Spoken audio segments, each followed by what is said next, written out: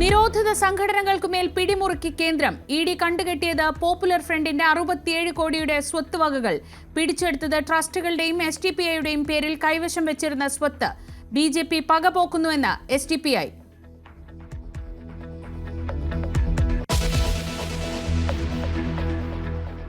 Palakkad car അപകടത്തിൽ 3 യുവാക്കൾക്ക് ദാരുണാന്ത്യം. പന്നി കുറുകെ ചാടിയപ്പോൾ വെട്ടിച്ച വാഹനം നിയന്ത്രണം തെറ്റി വയലിലേക്ക് മറിഞ്ഞു.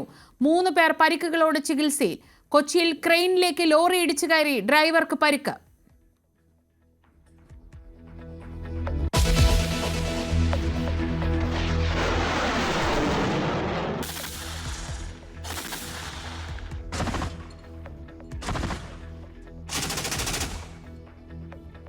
യുക്രൈനെതിരെ ആക്രമണം കടുപ്പിച്ച റഷ്യ. മിസൈൽ ഡ്രോൺ ആക്രമണങ്ങളിൽ 7 പേർ കൊല്ലപ്പെട്ടു. ആയുധ നിർമ്മാണശാലകൾ ലക്ഷ്യമിട്ടുള്ള ആക്രമണത്തിൽ വൻ നാശനഷ്ടം. റഷ്യയ്ക്ക് മേൽ കൂടുതൽ ഉപരോധം വേണമെന്ന് യുക്രൈൻ.